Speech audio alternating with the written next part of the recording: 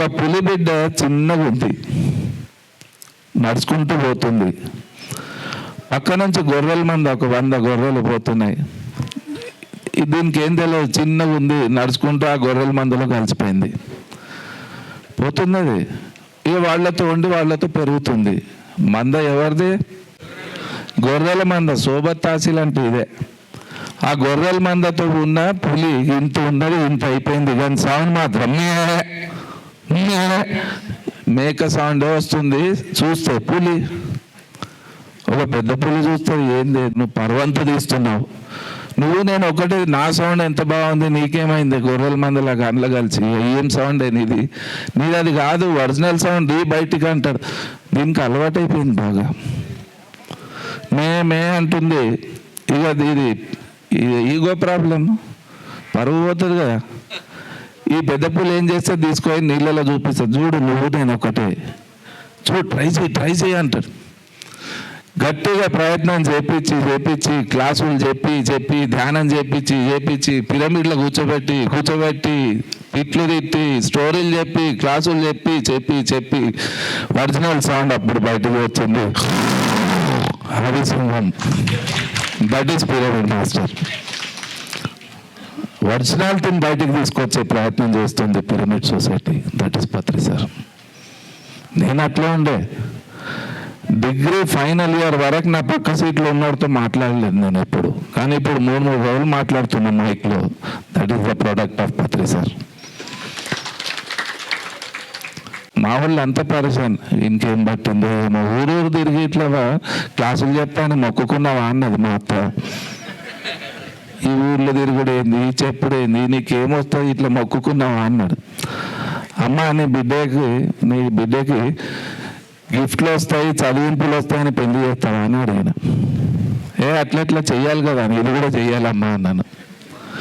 ఎవడైతే నా శ్వాసను నడిపిస్తున్నాడో ఆయన గురించి నడుస్తాను నేను. ఎవడైతే నా గుండెని నడిపిస్తున్నాడో ఆయన గురించి పనిచేస్తాను. ఎవడైతే నా కంప్లీట్ మెటబాలిమ్స్ నా లోపల ఉండి నాతో నా జీవితాన్ని నడిపించే విశ్వేశ్వరుడు నాతో ఉన్నాడు, ఆయన గురించి పనిచేస్తాను. That is pyramid society. That is the understanding.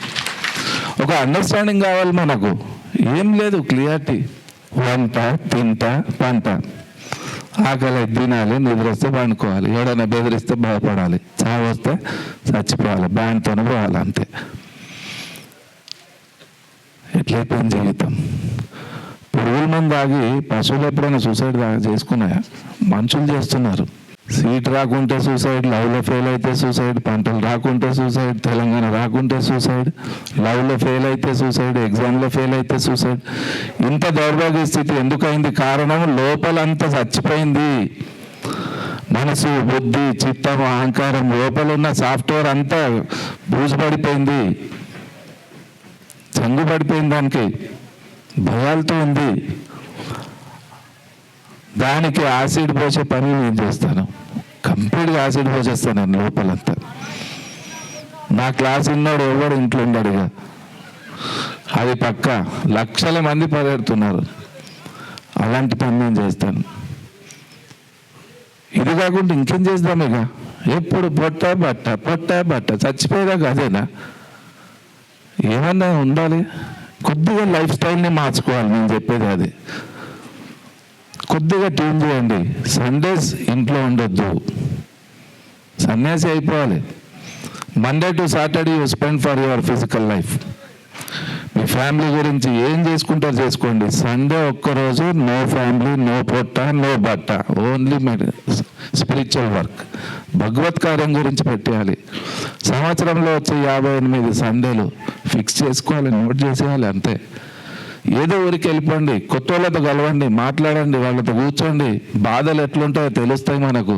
జనాలు ఎట్లున్నారు మనకంటే ఎంత కింద ఉన్నారు. మన జీవితం బాగుండాలంటే వేరేళ్ళ జీవితాలను బాగు చేయాలి. That is the law of కర్మ. లక్షల జీవితాలు బాగు చేస్తూ నా జీవితం బాగైపోయింది.